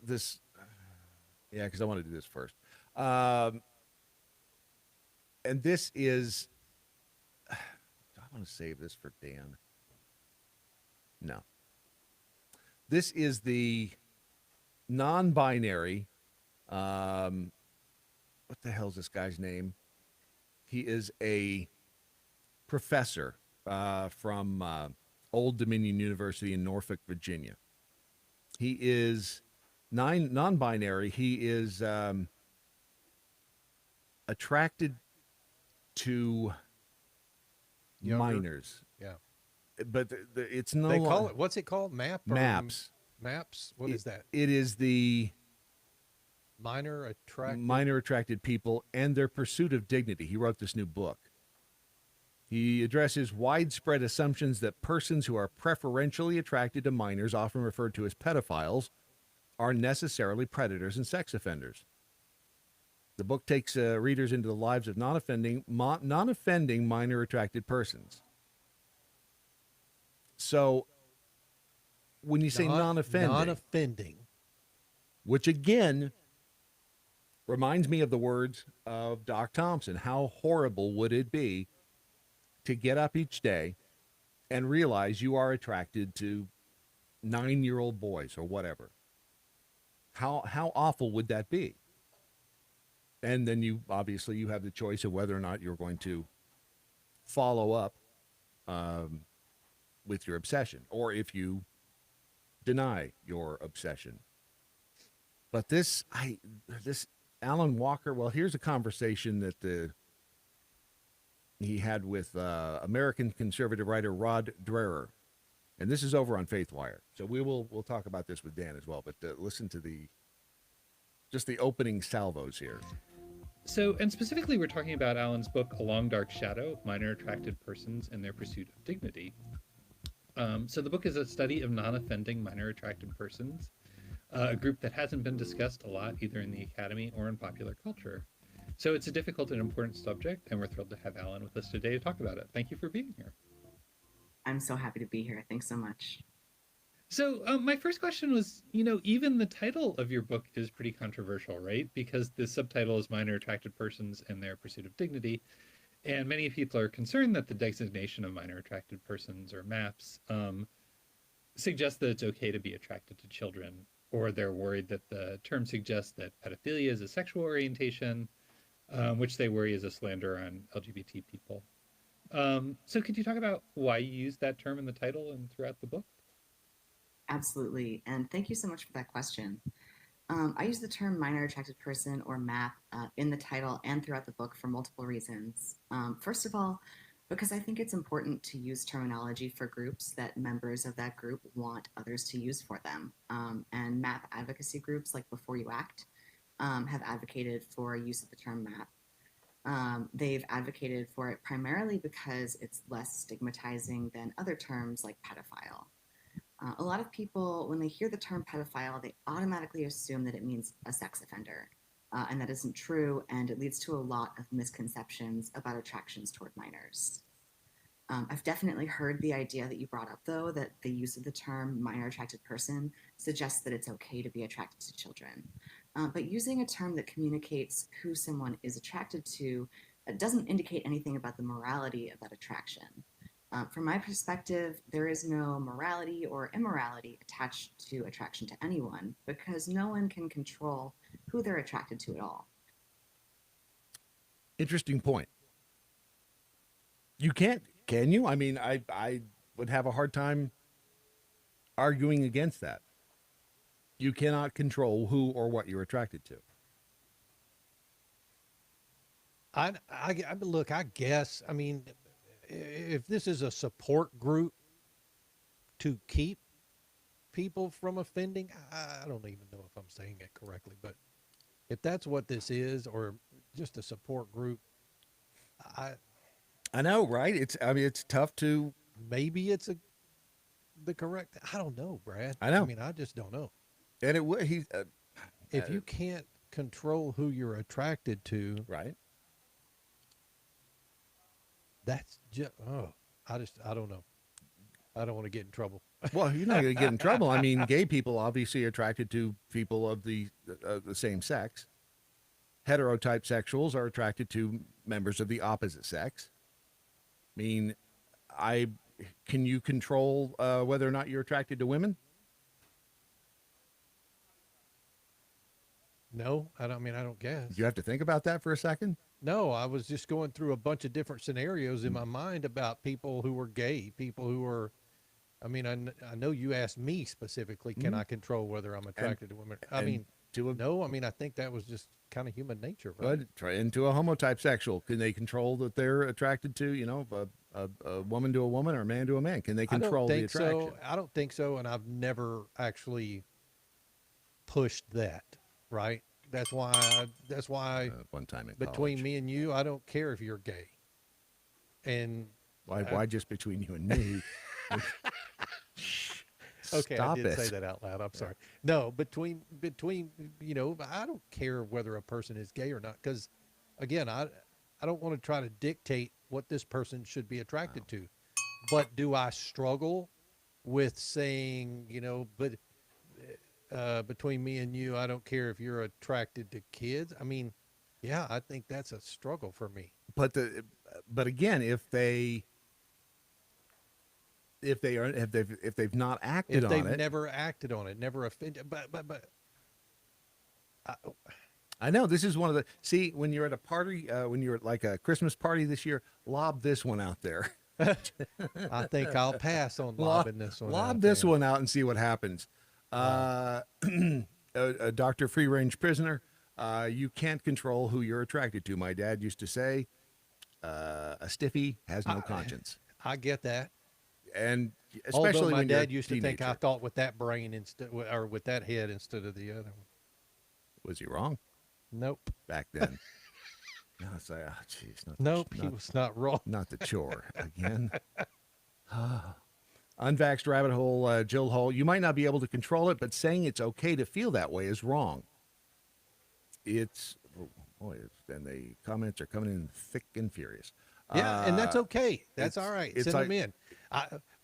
We're going to agree on things. We're not going to agree on some things. I don't know whether we agree on this or not. This is the discussion, and these are the discussions. It's fascinating to look at, what people would consider moral, immoral. One of the books that we were dictated to read at the other place dealt with morals and the fact that morals are different in different parts of the world. For instance, here in the United States, McDonald's hamburgers are great. You go to India and it would be considered immoral to eat a cow. Okay. Right? I completely agree. So morals they're not absolutes in terms of what you find around the world. I'm not suggesting it's good or bad. That's a fact. To complete Unvaxxed Rabbit Hole Jill Hole thought, she says it's like saying it's okay to like little kids, just don't touch. It's a mental disorder, plain and simple. Okay.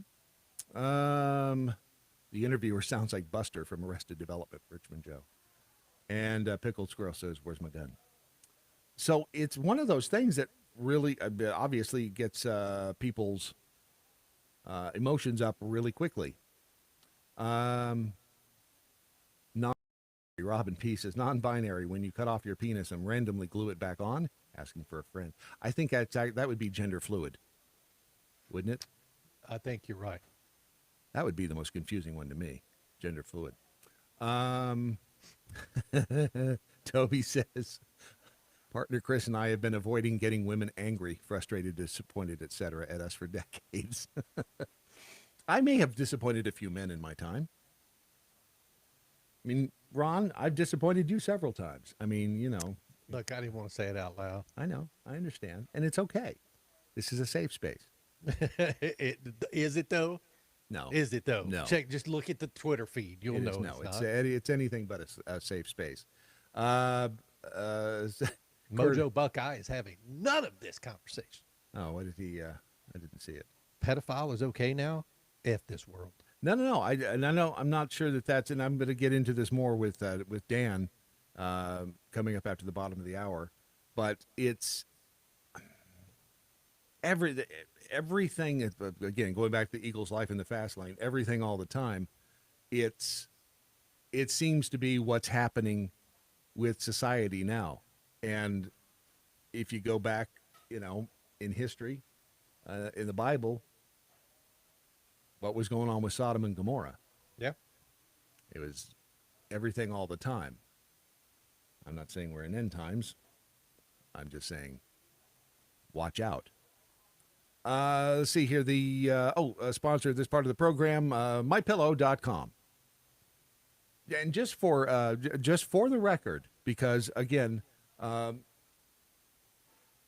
number 3, I had to glance over. I almost counted rule 4.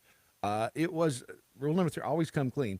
The ad for MyPillow. You thought I played that on purpose, just to get you, last week. Yeah, I didn't. I still think it's a funny ad. And if you didn't hear it, go back to Thursday's program. I think that was in the first half hour of the program. Yeah. And listen. It's for the commercial for MyPillow. I still think it's funny. But I did not play that intentionally. I know you think I did, but I didn't. And look at me, Ron. Look at me in the eyes. Look at my eyes. I'm looking. Look at my eyes. Look at my big, brown, beautiful eyes. I'm looking at them. Oh, don't you get that attitude with me. You're going to be sleeping on the couch tonight. Whew. But, when you go to mypillow.com, What you do with the pillows that you have, it's your own business. We don't tell you what to do with the pillows. I mean, we considered actually when we started partnering with My Pillow and Mike Lindell, we considered regulating what you could do with the pillows once you bought them. It was a short meeting. I mean, we eventually came down on the side of, we're not going to dictate what you do with your pillows. So feel free. That is indeed it's a safe zone when it comes to your My Pillow pillows. Now the slippers and the robe, on the other hand, we do have some suggestions, and photographic evidence is always best. I'll just leave it at that. You can send those to info@mojo50.com. Yeah, I may or may not get those emails. But go to mypillow.com. You'll not only be helping an American business, and I really do. I believe, I know it's kind of controversial, but I like Mike Lindell, and I think his heart's in the right place. I think he's a patriot, and I think what he has been doing is a very good thing. He has. He's outspoken. He's saying the things that a lot of people want to say but don't. Right. And he's putting his own money behind it. Yes. So. And I applaud him for that. I still believe I'm pretty sure I believe the same things he does. It's tough to prove it. Although even when you come up with proof, it's just dismissed out of hand. And cancel culture comes after you in such a way that they make you look like a buffoon. Fortunately, we look like buffoons, so there's nothing they can really discredit us on. That's the beauty of being buffoons up front, wouldn't you say? Yep. So go to mypillow.com, use the promo code Mojo50. Get yourself a big old pillow. But if you want to use the king pillow as a body pillow, no judgment from us. Pictures are welcome. It's just so cool to hug up on it. Right? Especially when you spend most of your time in the doghouse. Or get the slippers. They are fabulous to put on after a tough day at the office or wherever you spend your days, wherever your office is. But it's all at mypillow.com, and the promo code is Mojo50. Save a significant chunk of change when you do that. Coming up in just a second, we will be joined by one Dan Andros from FaithWire, because this story is over on FaithWire. It's on the front page. We'll discuss that. And remember, 5 things that men say turn them on. When you hear number 1, ho, ho, ho, ho. Ho, ho, ho, ho. A free exchange of ideas. Uh-huh.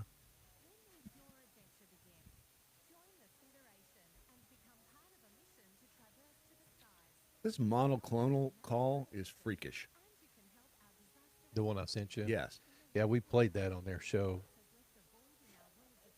It is really... It's true. Are you not giving it to white people, he said? And he's right. Yeah. Well, so we'll go over that tomorrow. It's that's gonna play today on Cowboy Logic, right? Yeah. Mm-hmm. Please press 4.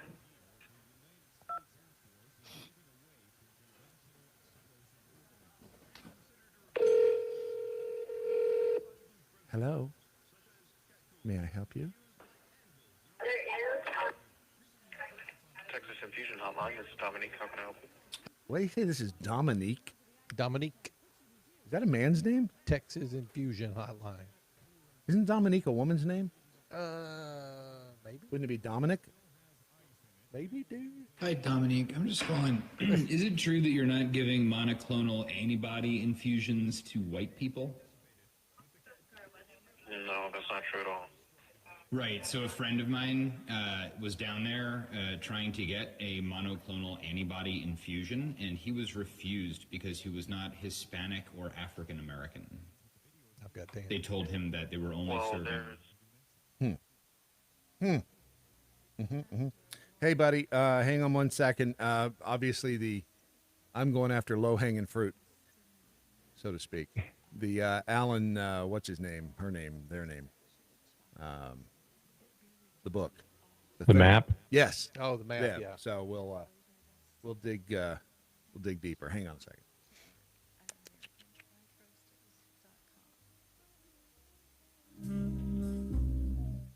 The Daily Mojo. Effing Florida man, Mojo sexual, a noun, someone attracted to people with money. Motto, $20 is $20, or it's not gay if you pay.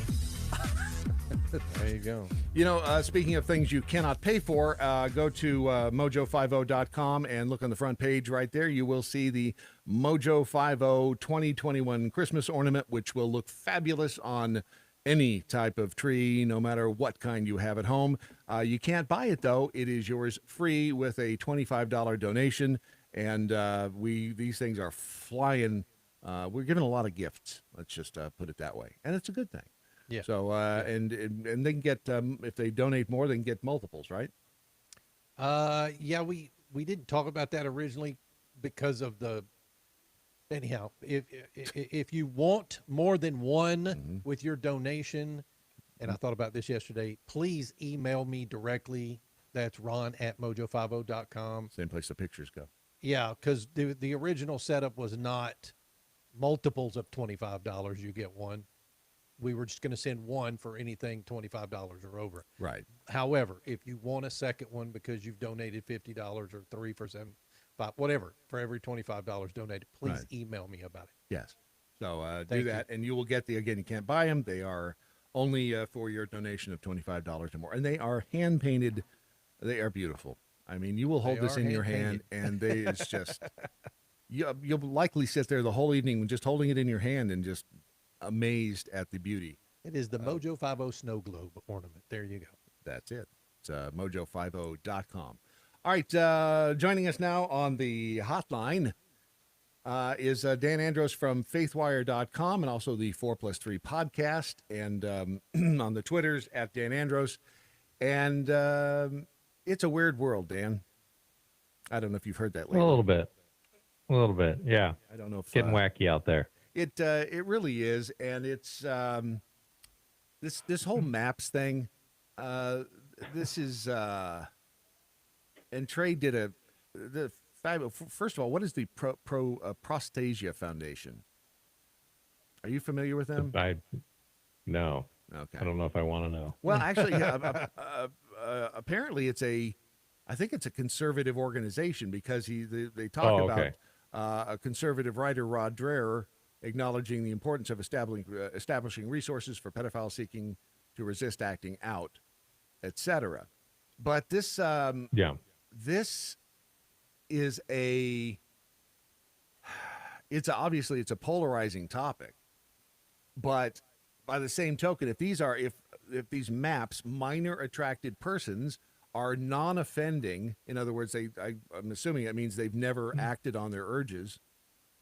You think is it a good thing? Is it a bad thing? Should they just keep their mouth shut? I mean, do we want to know about these people? I'm going to stick with pedophile as the term.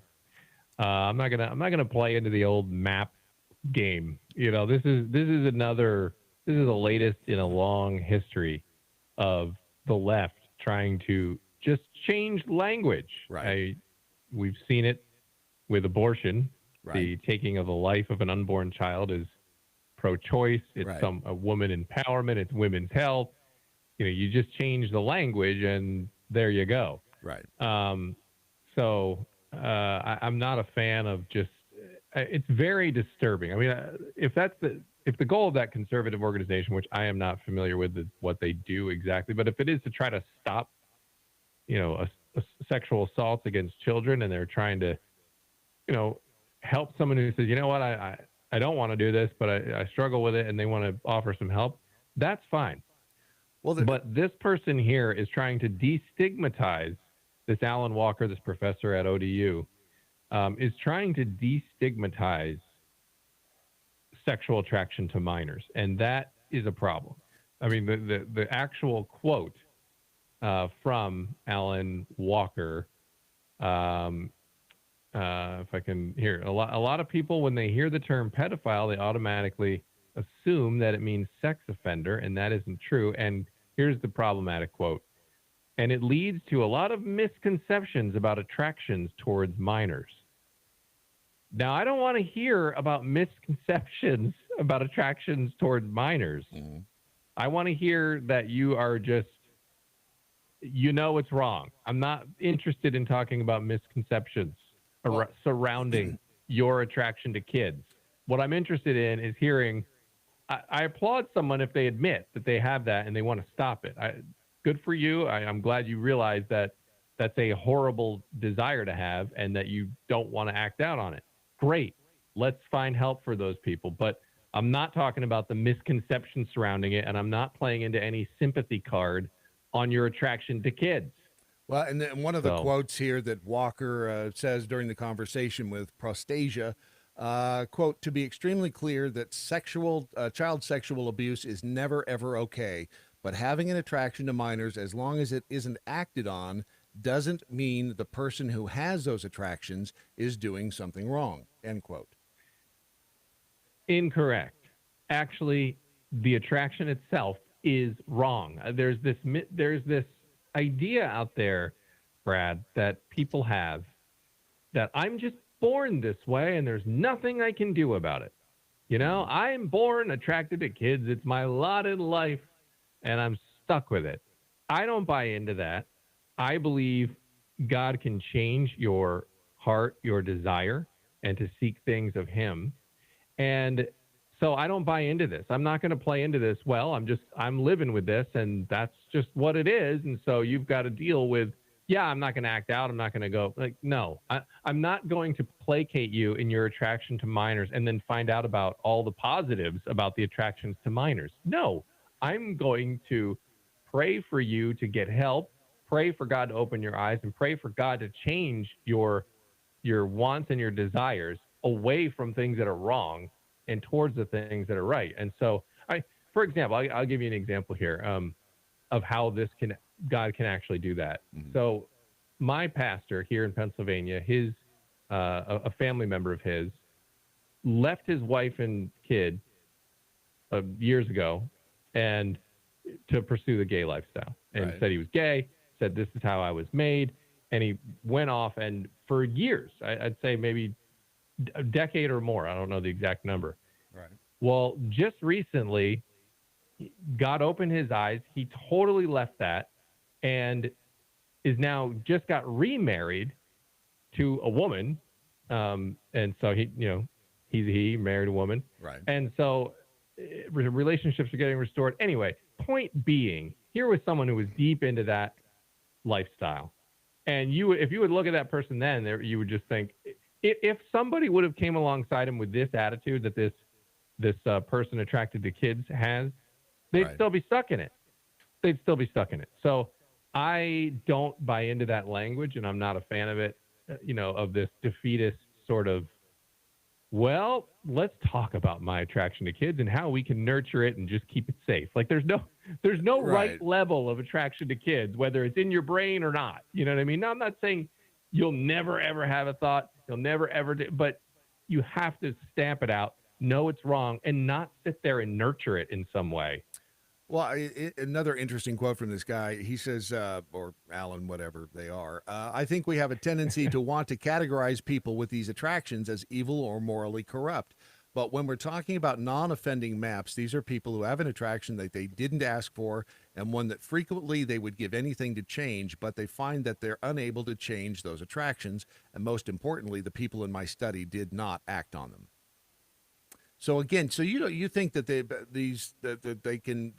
have the ability to change the attraction, that there is a way. Well, I mean, God has the ability to do that. You got to ask help for that. Right. Now listen, again, and this is the implications of your worldview. So I'm a Christian, so I believe we live in a fallen world. We're all impacted by sin. So when they, whatever they are, says we have a tendency to want to categorize people with these attractions as evil or morally corrupt. Well, we're all evil and morally corrupt, so that we're all in the same boat, pal. We all have sin that we struggle with. I mean, it says it in Romans very clearly, that we wrestle. I do the things I don't want to do. We wrestle with this back and forth, right?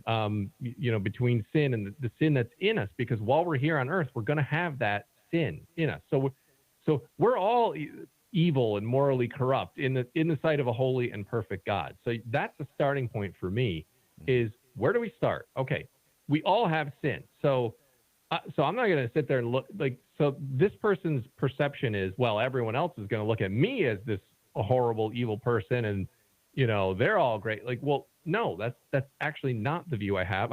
We're all in the same boat.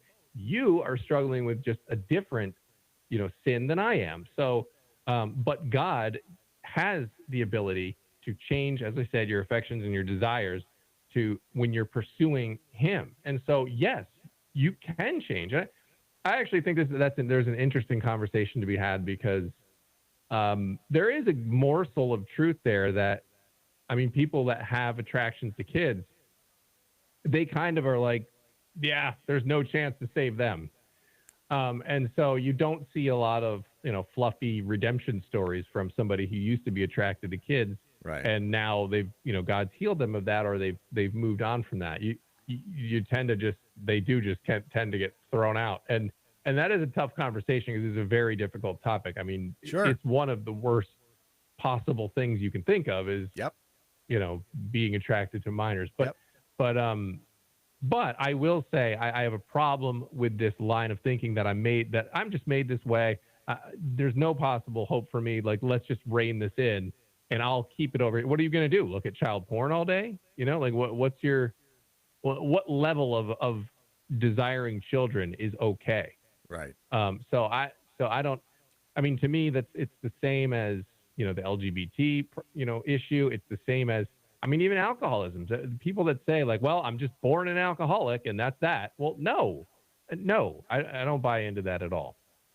It is, like you said, it's a topic that I would say the majority of people are disgusted by, and therefore it doesn't get talked about much.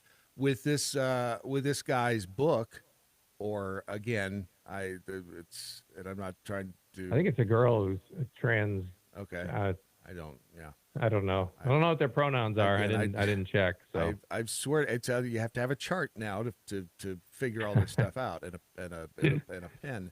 But with this book, is it this person calling out for help? Are they trying to? I wonder. In other words, I guess what's their intent with the in writing this book? Is it to try to help them, find a way to redemption and or being healed, quote unquote, or are they just simply, as you said, trying to normalize what their attraction is?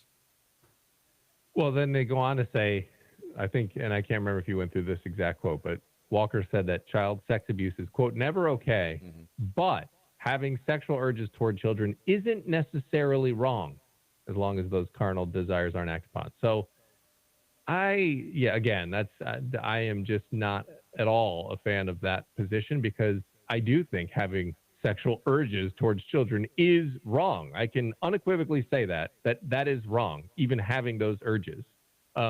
That's wrong. Acting out on them are wrong. So it appears to me that Walker is not trying to cure themselves of these desires. They're not trying to replace those desires with rightful desires. They're literally saying, and I said it correctly that time, but they're literally saying that it's not necessarily wrong. Yes. I want to know how it's right. How is that right? I'd love to hear that explanation. That how is having a desire for a child internally right?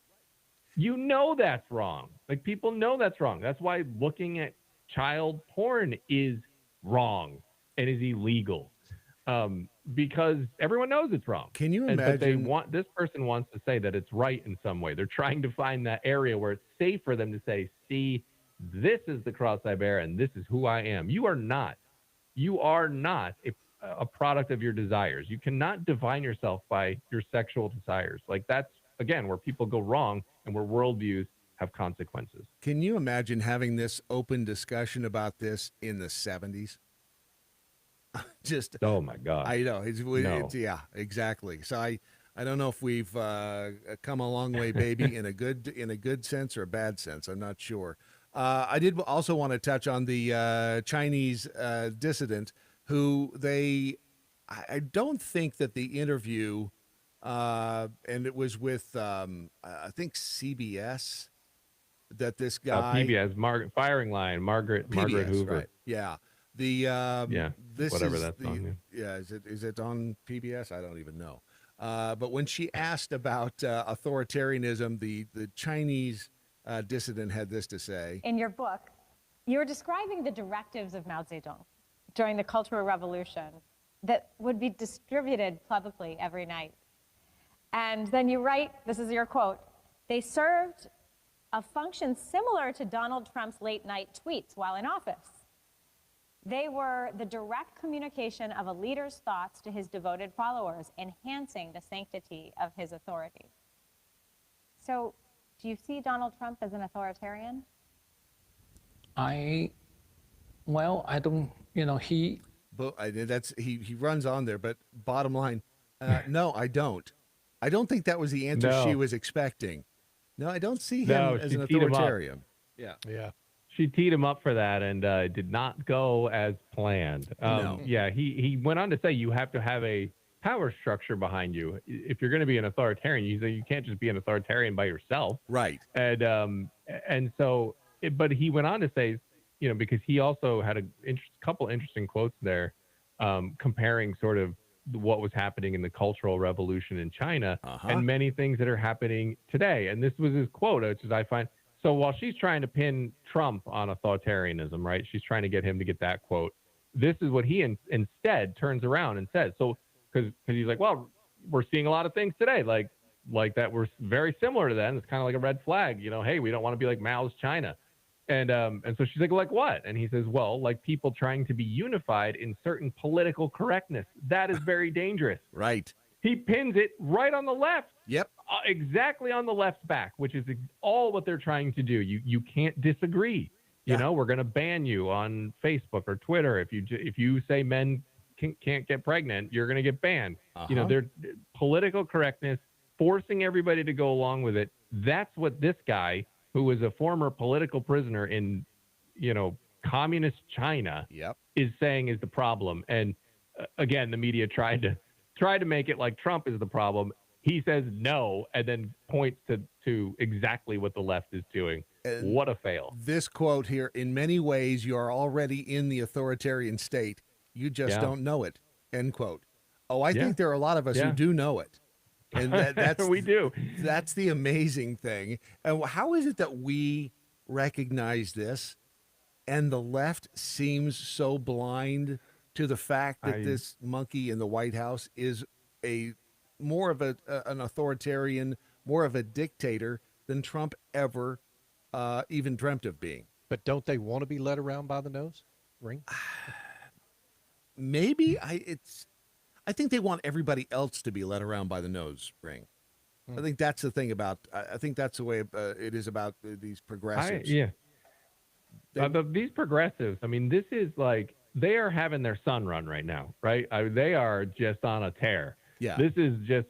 I mean, if you've ever played cards, I mean, they're running hot, right? And everything is coming up aces. So for them, because they love this stuff. They love being able to, the government, they believe at their heart, leftist progressives, not the average Joe Schmo, probably, Democrat who's just been around, but the activists, the more far leaning left person, they love this stuff. They believe people can't as a whole make wise choices, and they need government to sort of structure their lives in a way. I mean, you're seeing that argument exactly play out with COVID.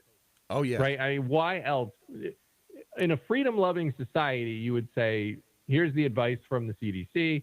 Here's the advice from the administration. Here's what they're advising us to do.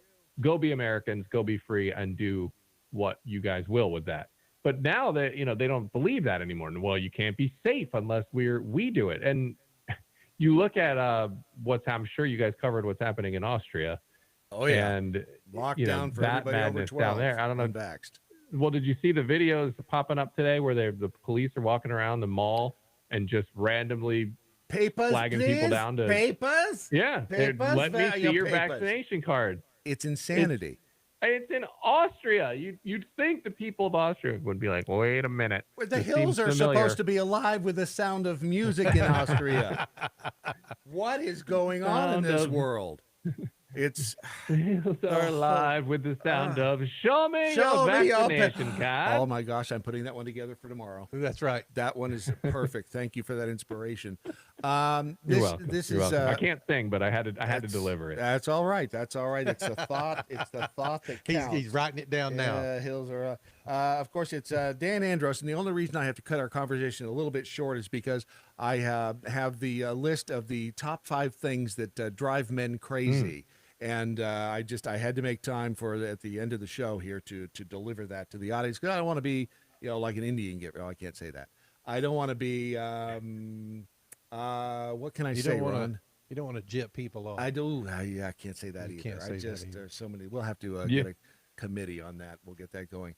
Dan Andros, at Dan Andros on the Twitters and out there, and faithwire.com, and also the 4+3 podcast. Are you recording a new one today, midday? Yeah, we will be right after this. All right. We'll make sure that everybody knows about it. And by everybody, I mean all 7 audience members here. So, all right, buddy. Thank you. Dan. And all right, guys. We'll control the rest of the world next week. I'm telling you, the conversations about the maps, the pedophiles, is. Well, he was fired up, wasn't he? Oh yeah. Yeah, look, people get that way. I mean, and that's what we are as a society. Is people have very strong opinions about different things, and not everybody shares those opinions, or, in some cases, people are more passionate. Yeah, it's and I know exactly what he's talking about. I wonder if, with the case of this guy, and I need to do more, obviously, investigation into it, but if this guy's looking for help, that's one thing. Just to try to normalize it, something totally different. And now, friends, in my never-ending quest to not leave you depressed, 5 off-the-wall things that turn men on. Are you ready? Are you ready? Hit me. Starting at number 5. They like seeing you help other people. Men like to see you helping other people. That is a huge turn on. I mean, it is for me, Ron. How about you?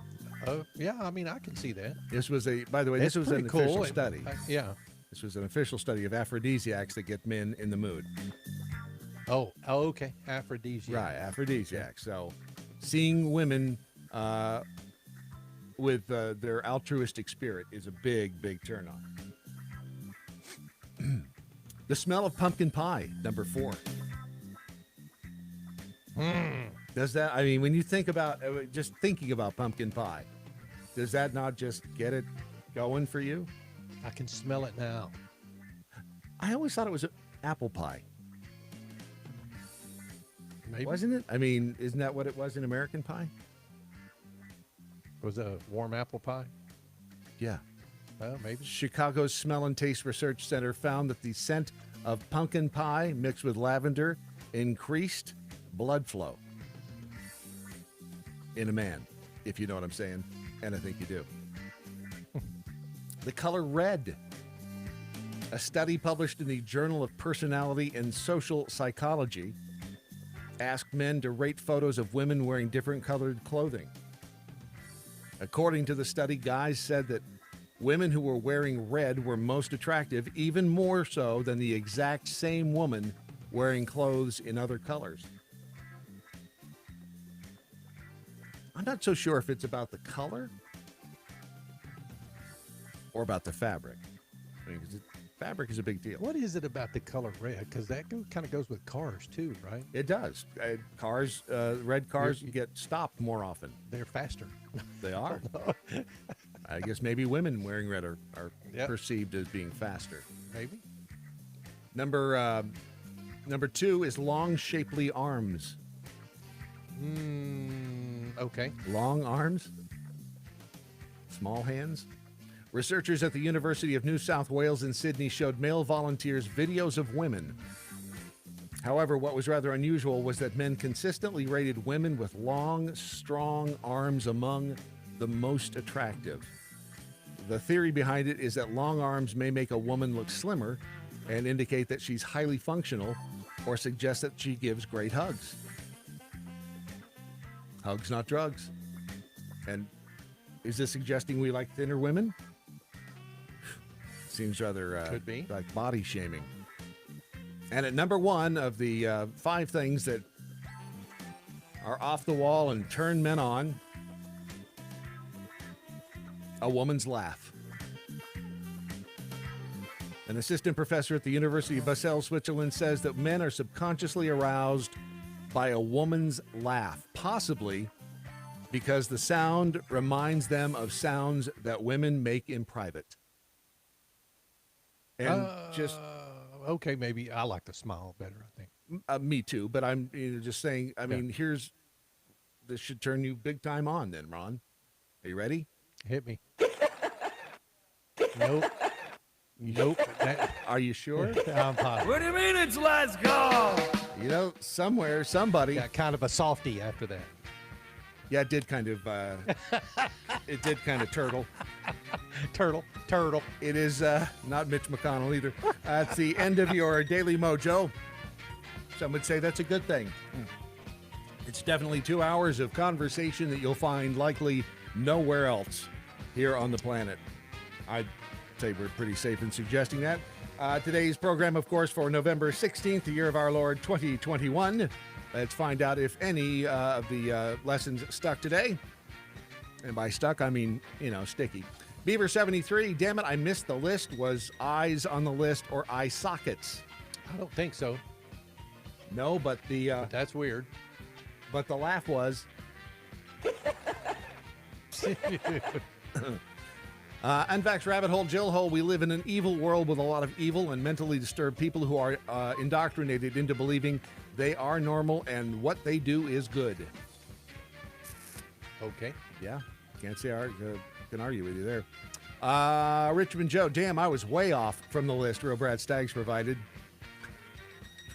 And he goes, wow. I'll just retweet this and y'all can do with it as you see fit. Timmy, the retired pilot. Here's a follow-up to Let's Go Brandon's tweet. I don't know what that is, and I'm afraid to hit play on it. Metal, this is Mississippi. What is red, has long arms, smells like pumpkin pie, and goes really fast? See, she combined all of them into one amazing, amazing woman. And just for the record, anybody says the way to a man's heart is through his stomach, flunked anatomy. Just saying. Over in the Facebook chat room, let's see, what is Lisa Wozniak? I think he was actually a singer too, right? Debbie said it was sung by Colonel Klink. I love going backwards in their comments because they make even less sense. And Rocky with an eyes over there. Hello, smooches. And smooches right back to you, and Carrie and everybody else. Let's see here. Don't forget to join. I was going to give another plug for a different show since you didn't do one last night, so it won't be. We did not. So we probably won't have very many this week. All right. Due to unforeseen circumstances. So just find something else on Mojo 50 to listen to. In the meantime, your Daily Mojo is brought to you by that guy right over there with the hand, spin the dials, radio style, real Ron Phillips. No, I didn't forget your name. Remember, the smallest minority on earth is the individual. Those who deny individual rights cannot claim to be defenders of minorities. Sic semper tyrannis. Resist stupid. Harder than ever. And good night, Doc Thompson. Wherever you are. Like a newscaster of these papers. Bell count next. See ya. Clear? Oh, where is the... I don't have it, so it doesn't really matter. This just felt more like a day that this would be Leprechaun's theme, you know what I'm saying? Good morning, Mojo 50. I'm Leprechaun, and here with the bell count for the Daily Mojo, Tuesday, November 16th, 2021. Today there were no missed innuendo bells that I caught. 9 actual bells, a rim shot, and a correct answer. Peace out, boys. Stay healthy, and I'll talk to y'all mañana. That is such a nasty sound, dude. You don't like Kamala's laugh? Do you think we should? Ostracize It? Yes. Ostracize. Well, that's rather appropriate, isn't it? Ostracize. Given the does conversation. That mean separate or turn away from or what? You've got to keep them separated. It's a verb to exclude by general consent from society, friendship, conversation, privileges, etc. So good for you. Look at the brain on you today, Ron.